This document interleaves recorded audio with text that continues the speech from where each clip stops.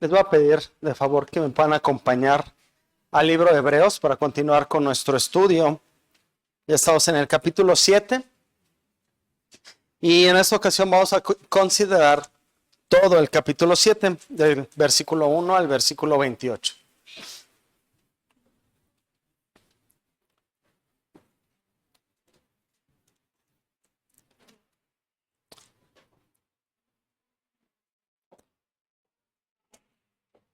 Dice así la palabra del Señor.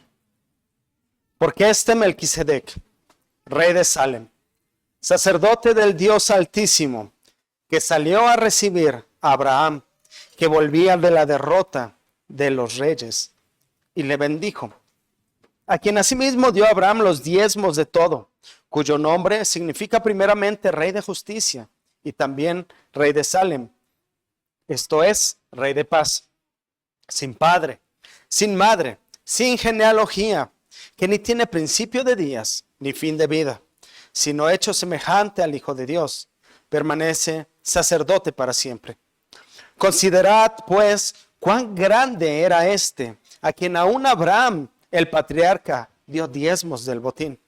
Ciertamente, los que de entre los hijos de Leví reciben el sacerdocio, tienen mandamiento de tomar del pueblo los diezmos según la ley, es decir, de sus hermanos, aunque estos también hayan salido de los lomos de Abraham. Pero aquel cuya genealogía no es contada de entre ellos, tomó de Abraham los diezmos y bendijo al que tenía las promesas. Y aquí ciertamente reciben los diezmos hombres mortales, pero allí uno de quien se da testimonio de que vive. Y por decirlo así, en Abraham pagó el diezmo también Leví, que recibe los diezmos, porque aún estaba en los lomos de su padre cuando Melquisedec le salió al encuentro.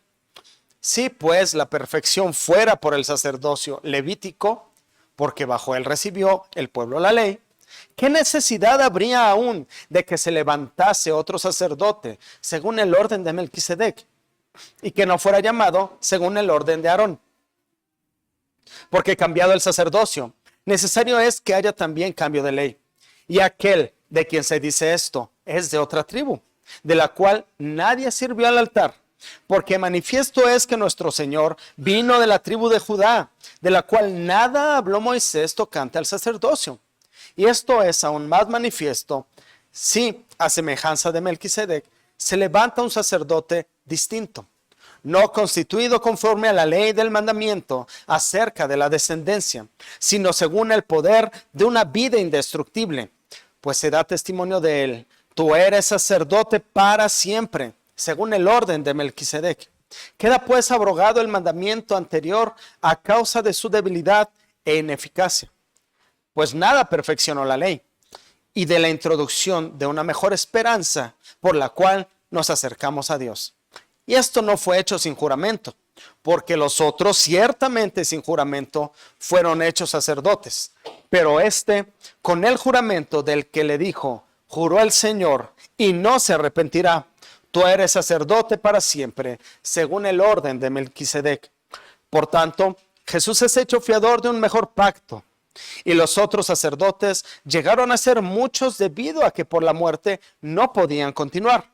Mas este, por cuanto permanece para siempre, tiene un sacerdocio inmutable, por lo cual puede también salvar perpetuamente a los que por él se acercan a Dios, viviendo siempre para interceder por ellos. Porque tal sumo sacerdote nos convenía, santo, inocente, sin mancha, apartado de los pecadores y hecho más sublime que los cielos, que no tiene necesidad cada día, como aquellos sumos sacerdotes, de ofrecer primero sacrificios por sus propios pecados y luego por los del pueblo, porque esto lo hizo una vez para siempre, ofreciéndose a sí mismo. Porque la ley constituye sumos sacerdotes a débiles hombres, pero la palabra del juramento posterior a la ley, al Hijo hecho perfecto para siempre. Vamos a orar, hermanos. Oh Padre Celestial, estamos ante ti una vez más agradecidos, Señor, por la oportunidad de escuchar tu palabra, de meditar en ella, de ser expuestos a ella, Señor. esta palabra bendita, esta palabra santa, esta espada de dos filos que penetra los corazones hasta partir el alma, que discierne los pensamientos y las intenciones del corazón. Padre, te rogamos que esta palabra dé fruto en nosotros, que esta palabra nos lleve al arrepentimiento, que esta palabra nos confronte, que esta palabra nos exhorte, que seas tú el que hable a nuestra vida, que seas tú el que hable a nuestro corazón y nos impulse, Señor, a ponerla por obra, porque en ti está el querer como el hacer, por tu buena voluntad. Por eso nos abandonamos, Señor, a ti. Nos despojamos de todo peso, arrojamos nuestros corazones para que los tomes, Señor, contigo y nos hables y podamos glorificarte con nuestras vidas. Señor, ten misericordia de mí. Habla a tu pueblo a través de mí, Señor, tu siervo débil, en muchas maneras inútil. Sé tú, Señor, que sea tu Santo Espíritu el que gobierne en este lugar, que sea tu Santo Espíritu el que nos hable en esta tarde. Te lo rogamos en el nombre precioso de tu Hijo Jesucristo. Amén. En el año 800 después de Cristo fue declarado emperador de Roma Carlomagno, y él no era muy simpatizante de la fe cristiana. Sin embargo, sabía que le convenía estar bien con los cristianos. Pero como nada simpatizante, y él quería dar a entender a todos que él era superior que la fe cristiana, él mandó que la instalación de su corona, que su entronamiento, su coronación, fuera el día de Navidad del 800 después de Cristo. Eso fue muy impactante para los cristianos de aquel tiempo. Y el día de su coronación, cuentan los historiadores, que el Papa León III, que estaba en ese momento, vio sus intenciones del por qué había hecho las cosas de esa manera. Así que aprovechó un momento en que estaba inclinado orando para que el Papa le pusiera la corona en ese momento cuando él estaba inclinado ante el Papa. De esta manera estaba mandando el Papa León III un mensaje de: el emperador no es superior, yo el Papa soy superior. Y surgió una controversia muy grande que duró durante muchos años en quién es superior, el Papa o el emperador. Nosotros sabemos que ni el Papa ni el emperador, sabemos que Cristo es el que está por encima de todo y es la cabeza de la iglesia. El emperador entonces empezó a declarar: yo soy emperador por mandato divino, no de hombres. Así decía él: soy el emperador Carlomagno por mandato divino y no de hombres. Y el Papa decía: yo coroné a Carlomagno, ¿sí? Y entonces es esta discusión de quién es superior. Y en el pasaje de hoy lo conectamos en el sentido de que todo el libro, el autor de Hebreos está preguntándonos, está haciendo que nos preguntemos quién es superior. ¿Y esto por qué? Porque, si recordamos, este libro está dirigido a cristianos hebreos de aquel primer siglo que estaban siendo perseguidos y presionados, de manera que muchos estaban abandonando la fe y estaban regresando al antiguo pacto. Y estaban de alguna manera diciendo: es que el antiguo pacto es mejor. Y entonces el autor de Hebreos se dedica a comprobar de diferentes maneras el nuevo pacto en Cristo es superior. Y empieza a decir: Cristo es superior que los ángeles, Cristo es superior que los profetas, Cristo es superior que Moisés. Y Cristo, el sacerdocio de Cristo, es superior que el sacerdocio levítico. Es de lo que nos va a hablar ahorita. Comenzó en el capítulo 5 mencionando que Jesús era sumo sacerdote según el orden de Melquisedec. E hizo una pausa, hizo varias exhortaciones y ahora retoma el tema. Ahora sí estamos listos, considera el autor, para retomar el tema del sumo sacerdocio de Cristo según el orden de Melquisedec. Sabemos lo importante ¿qué es el sacerdocio? Ya lo vimos cuando fue expuesto el capítulo 5. Así que ahora el autor hace una comparación, un exégesis increíble de la palabra para hacer una comparación entre Melquisedec y Cristo.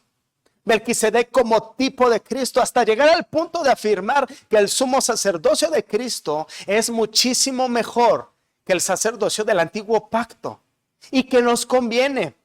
Por lo tanto, hermanos, en esta ocasión, al exponer este mensaje, pretendo buscar que nos quede claro. El sumo sacerdocio de Cristo nos conviene porque es eterno, porque es más digno, nos da una mejor esperanza y es santo. Lo repito, el sumo sacerdocio de Cristo nos conviene porque es eterno, es más digno, nos da una mejor esperanza y es santo. Y vamos a desarrollar estos 4 puntos de la manera más breve posible. Yo sé que seguramente hay muchos expositores que han dividido el texto y lo han expuesto de manera dividida, 2, 3, 4 partes o más, ¿sí? Y está bien, así puede hacerse. He decidido tomar todo el capítulo para exponerlo, porque al final todo el capítulo nos está hablando de esta comparación entre Cristo y Melquisedec. Así que trataré de exponerlo de esta manera. De manera que nuestro punto número 1 es: el sumo sacerdocio de Cristo nos conviene porque es eterno. El sumo sacerdocio de Cristo nos conviene porque es eterno. En esta primera parte de los versículos 1 al 10, nos empieza a narrar de la primera ocasión en que aparece Melquisedec en las Escrituras. Esto es en el capítulo 13 de Génesis. Recordemos un poco que en el Génesis Dios llama a Abraham, sale con su sobrino Lot, ambos tienen siervos, tienen ciertos conflictos los siervos y deciden separarse. Lot se va hacia Sodoma y cada vez se va acercando más a Sodoma y Abraham se queda del otro lado. Para el capítulo 13 hay conflictos entre los reinos de ese momento, de esa zona. Lot ya pertenece a Sodoma. Y resulta que en una guerra que se suscita de varios reinos, Lot es arrestado. Es capturado, es llevado con su mujer, con sus hijos y todas sus pertenencias. Alguien se escapa y le va a decir estas nuevas a Abraham. Y Abraham arma un ejército de 318 personas y corren detrás de este ejército que había capturado a su sobrino. Este ejército no se esperaba la llegada del ejército que improvisó Abraham, porque no sabían de él, no tenía nada que ver con el conflicto, y entonces no lo esperaban. Para cuando llega la noche de ese día, los sorprenden dormidos y los terminan persiguiendo el ejército de Abraham al otro ejército, huyen y es liberado Lot, es liberada su mujer y todas sus pertenencias. Y es este punto en donde nos narra el autor. Para cuando va de regreso Abraham, dice, se encuentra con el rey de Sodoma y con el rey, dice, de Salem. Dice que este rey de Salem se llama Melquisedec y lo nombra sacerdote del Dios Altísimo. Así está escrito en el Génesis, sacerdote del Dios Altísimo. Y dice que él bendijo a Abraham diciendo, esto está en el capítulo 13 de Abraham, de Génesis, y también está aquí. Bendito sea Abraham del Dios Altísimo, creador de los cielos y de la tierra, y bendito sea el Dios Altísimo que entregó a tus enemigos en tu mano. En este momento, Abraham, ¿qué hace cuando le bendice Melquisedec? Toma los diezmos de todo y se lo da a Melquisedec. Este es el momento que está aprovechando el autor para decir, Cristo es un sacerdote mucho más digno porque su sacerdocio es semejante al de Melquisedec. Así que, ¿qué es lo que analiza y expone el autor? Lo primero y más importante que destaca, comienza a describir a Melquisedec, y lo primero y más importante que destaca es que este personaje tenía 2 oficios. Tenía un doble oficio, era sacerdote y era rey. Estamos hablando de una persona que era parte de un remanente que aún adoraba al único Dios verdadero. Recordemos que en la época que Dios llama a Abraham, todavía no había pueblo de Israel, todavía no había sacerdocio levita instaurado, no había nada de esto que viene después en el Éxodo, ¿sí? En este momento apenas Dios llamó a Abraham, pero así como llama a Abraham, hay algún remanente de personas que todavía adoran al único Dios verdadero. La única evidencia que tenemos es que está Melquisedec, ¿sí? Melquisedec es sacerdote del Dios Altísimo. Entonces, de toda la gente que estuvo en la Torre de Babel y toda esa situación, estaba Melquisedec, todavía continuaba siendo fiel al único Dios, al Dios de Adán, al Dios de Abel, al Dios de Set, al Dios de Noé, etc. Melquisedec era sacerdote de ese Dios, pero no solamente era sacerdote, sino que también era rey. Podemos ver más adelante en Levítico que de acuerdo a las leyes que Dios da, el sacerdote no podía ser rey y el rey no podía ejercer como sacerdote. Pero esto es, dice el autor, esto es antes de esa ley. Y tenemos a este rey sacerdote ejerciendo ambos oficios. Y es por esto que el autor comienza a hacer la semejanza con Cristo a partir de este doble oficio. Pues nadie más en la Escritura está anunciado que tenía un doble oficio más que el Mesías. Y el autor está refiriéndose a Jesucristo como el Mesías y está haciendo que los escuchantes volteen a ver a Cristo a partir de este doble oficio. Que digan, doble oficio, sacerdote, rey, Cristo. Más adelante, el autor cita un salmo, el Salmo 110, que ya lo ha citado antes. Y si me quieren acompañar a él, brevemente es el Salmo 110 y vamos a considerar versículos 1 al 4. En donde el salmista, que es David, habla del Mesías. Este es un salmo mesiánico. Habla del Mesías con este doble oficio. Dice así: Jehová dijo a mi Señor. Ok. ¿Quién está hablando en ese momento? David, el rey. Y el rey David dice que él mismo tiene un Señor, el cual por supuesto debe ser rey. Ahora, ¿qué más? ¿Qué le dijo Jehová al Señor? Siéntate a mi diestra hasta que ponga a tus enemigos por estrado de tus pies. Jehová enviará desde Sión la vara de tu poder. Domina en medio de tus enemigos. Tu pueblo se te ofrecerá voluntariamente el día de tu poder, en la hermosura de la santidad. Desde el seno de la aurora tú tienes el rocío de tu juventud. Aquí todo este lenguaje nos está dirigiendo a un rey. Está hablando de un rey. Todas estas características no le pueden pertenecer a nadie más que a un rey. Pero pasa a decir en el versículo 4, juró Jehová y no se arrepentirá. No solo eres rey, dice, tú eres sacerdote para siempre, según el orden de Melquisedec. Aquí es cuando manda a llamar por segunda vez a Melquisedec en la Escritura, en este salmo. Así que continuando este análisis, el autor hace énfasis, ya habló de va a hablar acerca de Melquisedec como rey. Dice que es rey de Salem y hace una acotación. Dice, cuyo nombre, si pueden ver ahí en Hebreos, dice cuyo nombre significa primeramente rey de justicia y también rey de Salem, esto es, rey de paz. Y es interesante el orden que usa para las palabras. No dijo primero rey de paz y después de justicia. Y nada es por accidente en la Escritura, porque no puede haber paz si no hay primero justicia. ¿Sí? Es algo muy sencillo y a lo mejor pareciera muy simple, pero para Dios no hay nada simple en la Escritura. Y primero dice que es rey de justicia.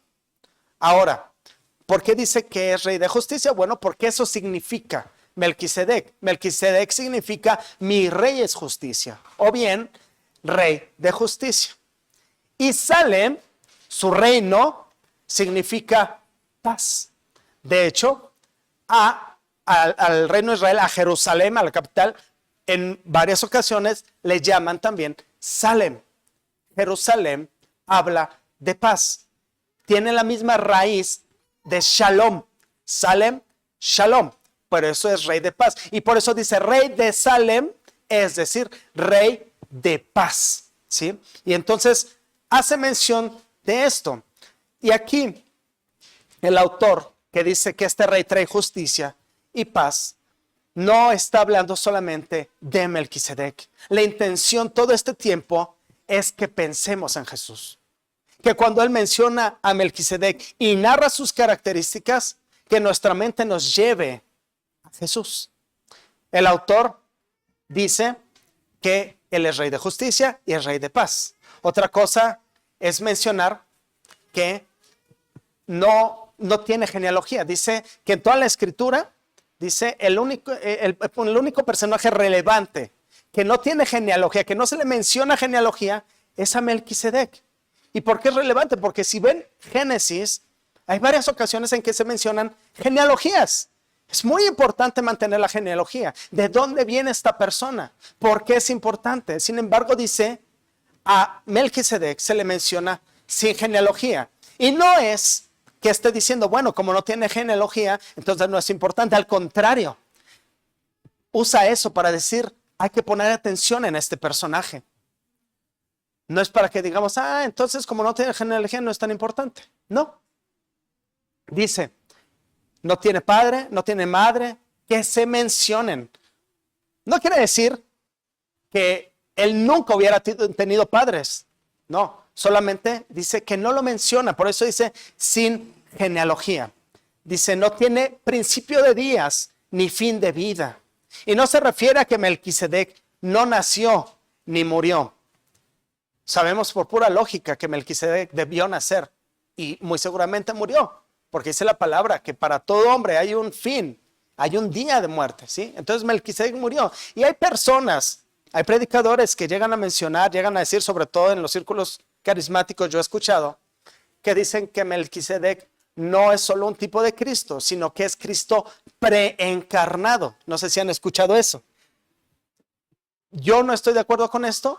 Número uno, porque no veo necesidad de que Cristo se preencarne, ¿sí? Número dos, porque no dice eso. La escritura no dice eso. No dice en ningún lugar que Cristo haya sido preencarnado y que haya sido Melquisedec. Y yo creo firmemente, hermanos, que donde la escritura guarda silencio, nosotros también debemos de guardar silencio. Pero lo que sí vemos es que Melquisedec es un tipo de Cristo. Eso sí lo es. Así que aquí no se refiere a que Melquisedec no nació ni murió. Usa esto el autor para decir, hey, ¿saben quién sí no nació? Perdón, ¿quién sí no nació ni muere? ¿Saben quién sí es eterno? Cristo.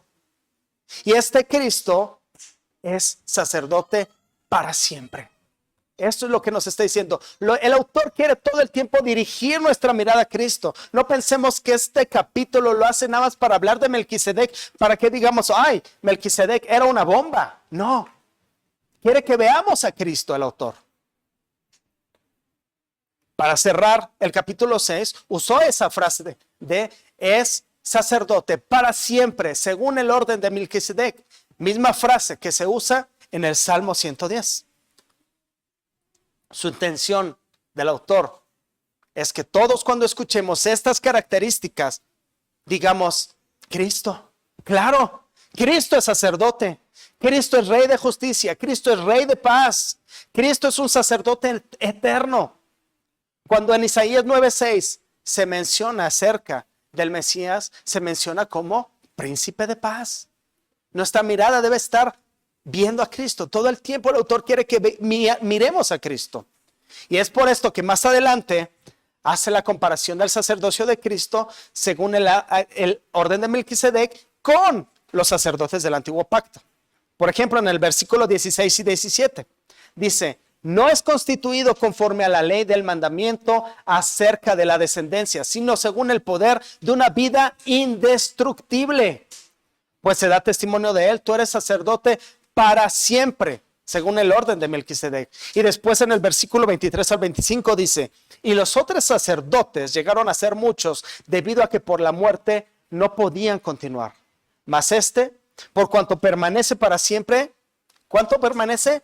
para siempre. Dice, tiene un sacerdocio inmutable, su sacerdocio no cambia. Él es sacerdote para siempre. No viene otro sacerdote nuevo, Él es para siempre. Por lo cual, dice, también puede salvar, por lo cual puede también salvar perpetuamente a los que se acercan al Dios vivo, viviendo siempre para interceder por ellos. La importancia de que el sacerdocio de Cristo sea eterno está en que la salvación que nos ofrece es eterna. Por eso es importante el sacerdocio de Cristo, que es eterno, porque la salvación que nos ofrece es eterna. Los sacerdotes anteriores intercedían por el pueblo, pero no podía ser una intercesión eterna porque morían. Entonces no podían ofrecer para nada que tuviera que ver con la eternidad. Ahora, ¿cómo es esta intercesión de Cristo? Esta intercesión eterna de Cristo, ¿cómo es? ¿Será que está en este momento de rodillas delante de Dios, orando por nosotros? ¿Así es su intercesión? Como lo pintan los cuadros católicos romanos, a los santos intercediendo así delante del Padre. ¿Así es su intercesión? A lo mejor así nos la imaginamos. Y tiene mucho que ver con la influencia que tenemos de nuestra cultura. Pero la verdad es que la intercesión de Cristo funciona de manera que Él es la intercesión. No es que Él esté orando todo el tiempo, Señor, es que Señor, es que no. Él es la intercesión. Él es nuestra intercesión. Él está sentado a la diestra del Padre y nosotros estamos en Él. Y el Padre voltea, lo ve y dice, me satisface. En Él tengo complacencia y nosotros estamos en Él. Por eso el apóstol Pablo en Efesios 1 dice, somos aceptos en el amado. Él es nuestra intercesión. Así es la intercesión de Cristo. Por cuanto Él resucitó, puede darnos vida, intercediendo por nosotros todo el tiempo, siendo Él la intercesión.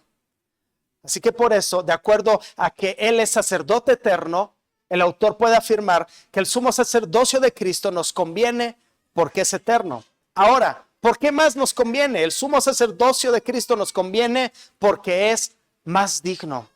Ahora el autor nos presenta la idea de la mayor dignidad del sacerdocio de Cristo debido a que es del orden de Melquisedec, siendo el sacerdocio de Melquisedec más digno que el de Abraham y más digno que el sacerdocio de Leví y arónico. Y cuando decimos más digno, no nos referimos a que no sean importantes esos sacerdocios que en su momento funcionaron, pero sí es mucho mejor, muchísimo mejor. Introduce un tema por el cual empieza a comparar esta dignidad. Introduce el tema de los diezmos que le dio Abraham a Melquisedec. Y dice, a ver, fue instituido el sacerdocio levítico y los hijos de Aarón reciben los diezmos de sus hermanos.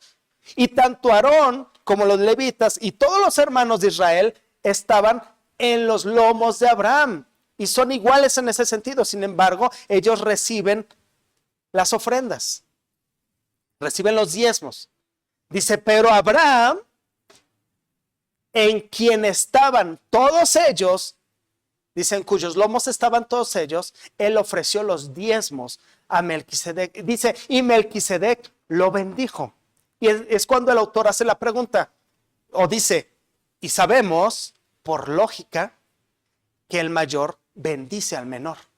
Y es por eso que mencionaba en la introducción esta controversia de quién es más importante, quién es mayor, quién es menor. ¿Sí? El mayor bendice al menor. Dice el autor, es lógico.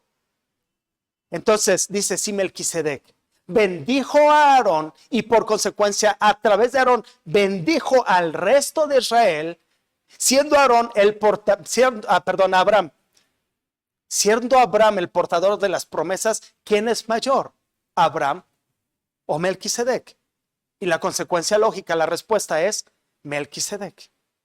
Y entonces es cuando dice, por cuanto Cristo es de acuerdo al orden de Melquisedec, a esto nos lleva a pensar, su sacerdocio es más digno.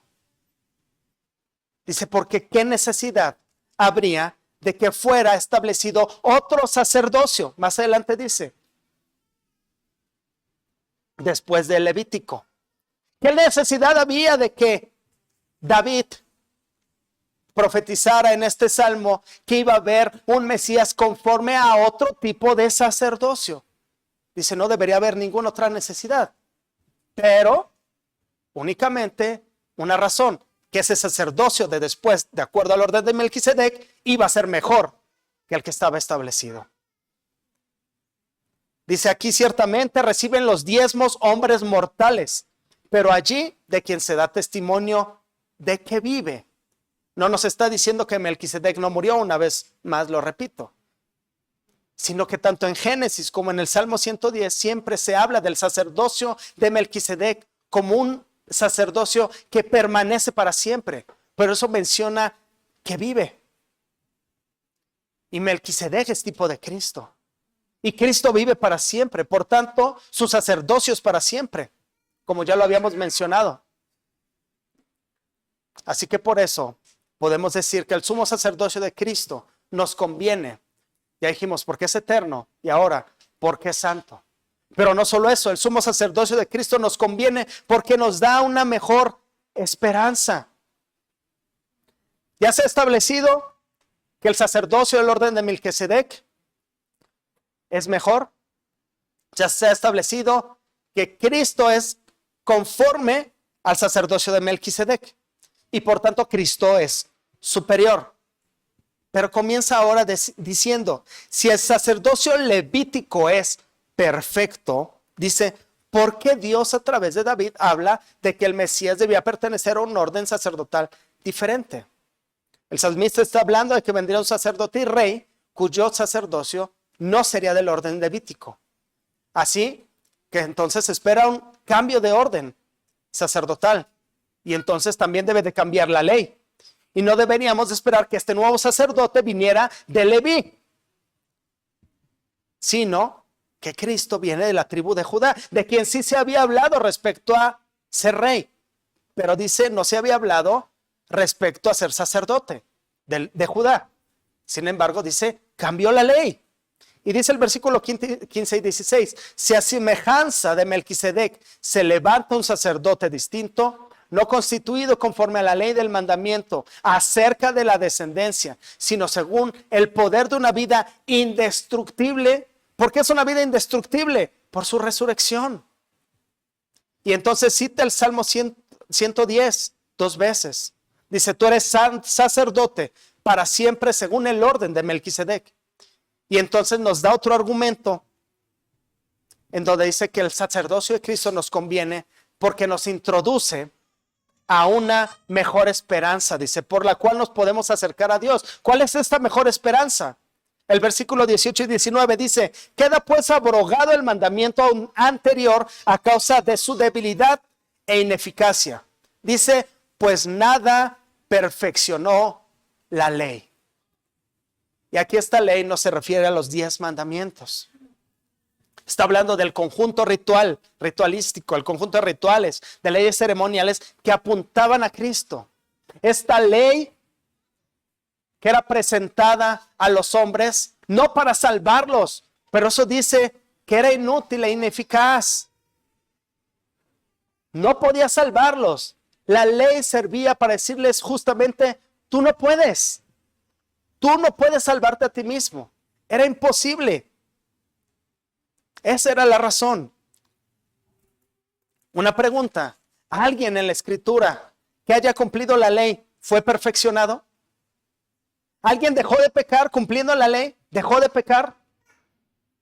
Todos seguían pecando y seguimos pecando, ¿verdad? La ley no puede perfeccionar, dice. Pero el nuevo pacto por medio de Cristo sí podía ir perfeccionando. Esta es la esperanza de la que habla. Dice, es una mejor esperanza porque la ley de antes no podía perfeccionar, pero Cristo sí puede hacernos perfectos. Por eso en Hebreos 12:23, más adelante, dice así. Dice, se han acercado a la congregación de los primogénitos que están inscritos en los cielos, al Dios y juez de todos, a los espíritus de los justos hechos perfectos.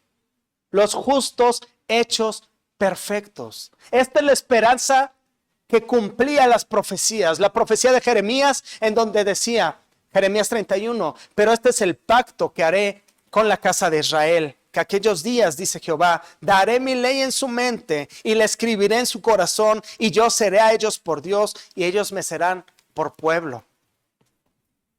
En Ezequiel dice, les daré un corazón nuevo y pondré un espíritu nuevo dentro de vosotros y quitaré de vuestra carne el corazón de piedra y os daré un corazón de carne y pondré dentro de vosotros mi espíritu y haré que andéis en mis estatutos y guardéis mis preceptos y los pongáis por obra.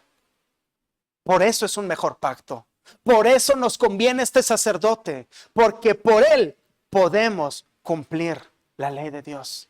Antes no se podía, la misma ley no podía hacer que se cumpliese, pero Cristo nos hace que podamos cumplir la ley. Por eso es mejor, por eso nos conviene, porque como decía el pastor en la mañana, Dios pide perfección, pide obediencia perfecta. Ahora, podemos cumplir la ley, pero seguimos pecando. ¿Quién sí tuvo obediencia perfecta? Cristo. ¿Y en quién estamos? En Cristo. Por eso es posible la perfección. Y por eso en el versículo 22 dice que es fiador de un mejor pacto. Dice, por tanto Jesús es hecho fiador de un mejor pacto. Así que este sumo sacerdocio nos conviene también porque nos da una mejor esperanza. Y finalmente el sumo sacerdocio de Cristo nos conviene porque es santo. Dice el versículo 26, dice, porque tal sumo sacerdote nos convenía santo, inocente, sin mancha, apartado de los pecadores y hecho más sublime que los cielos, que no tiene necesidad cada día, como aquellos sumos sacerdotes, de ofrecer primero sacrificios por sus propios pecados y luego por los del pueblo. Por esto lo hizo una vez para siempre, ofreciéndose a sí mismo. Los sacerdotes tenían que ofrecer sacrificios por sí mismos, porque eran pecadores, por sus propios pecados. Pero Cristo no pecó. Cristo murió porque nosotros sí pecamos, pero Él no pecó. Por eso es fiador de un mejor pacto. Porque Él es santo, Él es sin mancha, Él es perfecto. Por eso nos conviene, porque nosotros, por nuestra imperfección, por nuestro pecado, no podemos presentarnos delante de Dios sin Cristo. Por esto nos conviene, porque Él que es santo, que obedeció la ley perfectamente al punto de que su muerte fue perfecta y Dios lo reconoció y lo resucitó por su espíritu, declarando la perfección de su sacrificio. Por esto es perfecto, porque ahora debido a esto no se tiene que hacer más sacrificios. Dice, fue una sola vez y para siempre. Bastó, porque fue perfecto, porque Él es eterno y su eternidad alcanza para abarcar eternidad de pecados de su pueblo que hemos cometido y que vamos a cometer tristemente. Por eso nos conviene. Su santidad nos conviene. Que este sacerdote sea santo y sea perfecto nos conviene. Y Él se ofreció a sí mismo. Dice al final del versículo 27, esto lo hizo una vez para siempre, dice, ofreciéndose a sí mismo. Él no tenía necesidad, pero nos amó. ¿Cuánto amor? ¿Y cómo no podemos confiar en Él si nos mostró tanto amor? ¿Cómo no podemos correr a Él con confianza? ¿Cuál era el trabajo de los sacerdotes? Alguien se enfermaba, tenía que ir con su ofrenda con el sacerdote. Intercede por mí, por favor. Aquí está la ofrenda. Necesito que intercedas por mí a Dios. Alguien pecaba, sacerdote, intercede por mí, por favor. Alguien era manchado porque tocaba un muerto, corría con el sacerdote, intercede por mí. Hoy ya no corremos a los sacerdotes, ya no hay más sacerdotes de esta tierra. Hay un solo sacerdote al cual corremos. Y podemos correr con confianza cada vez que pecamos. Con confianza.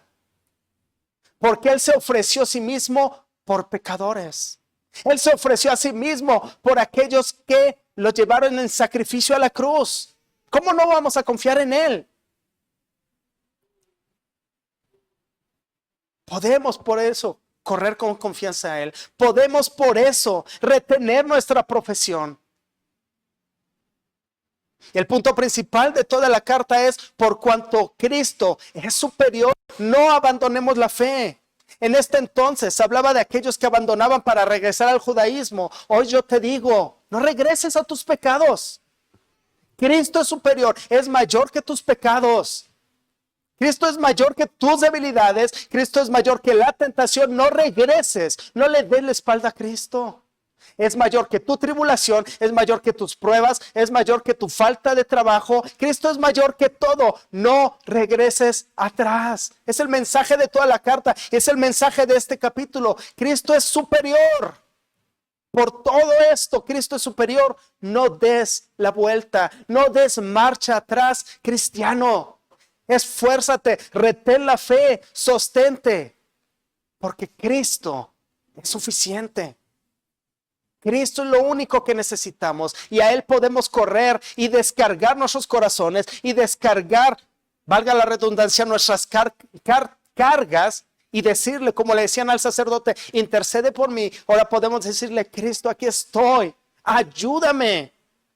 Tú eres mi sumo sacerdote, tú eres el sacrificio, tú eres mi Señor, ayúdame. Ya no necesitamos más sacrificio. Es suficiente. Por eso, hermanos, es que afirmamos que el sumo sacerdocio de Cristo nos conviene. Es eterno, es más digno, nos da una mejor esperanza y es santo. Y eso nos debe dar confianza. Vamos a orar, hermanos.